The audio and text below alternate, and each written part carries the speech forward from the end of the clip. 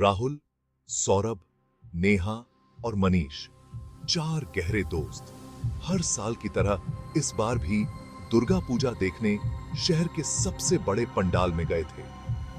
चारों ने मां दुर्गा की भव्य मूर्ति और शानदार सजावट को देखकर खूब मजा किया। रात ढलने लगी थी और लोग धीरे धीरे घर जाने लगे। तभी मनीष ने सुझाव दिया, चलो कुछ नया करते हैं, कब्रिस्तान चलते हैं। सुना है वहां रात में अजीब चीजें होती हैं। हालांकि बाकी दोस्तों को यह विचार पसंद नहीं आया, लेकिन मनीष की जिद और उनके अंदर उठी उत्सुकता ने उन्हें कब्रिस्तान जाने के लिए राजी कर दिया। रात काफी गहरी हो चुकी थी। जब वे कब्रिस्तान पहुंचे, वहां एक भयानक सन्नाटा छाया हुआ था। हवा में अजीब सी ठंडक थी और चारों के दिलों में हल्का डर घर करने लगा था। जैसे ही वे अंदर गए, उन्हें लगा जैसे किसी की नजरें उन पर जमी हुई हैं। कब्रों के पास सूखी पत्तियां खड़खड़ा रही थीं और पेड़ हवा में धीरे धीरे झूल रहे थे। जैसे ही वे एक पुरानी टूटी फूटी कब्र के पास पहुंचे, नेहा ने अचानक एक परछाई को देखा। वह परछाई धीरे धीरे उनकी ओर बढ़ रही थी।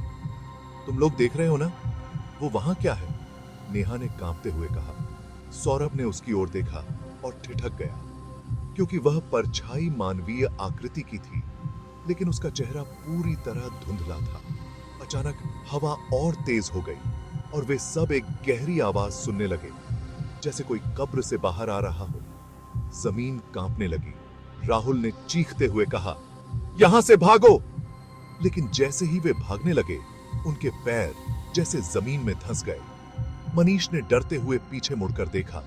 तभी एक सड़ी गली हाथ ने उसकी टांग पकड़ ली।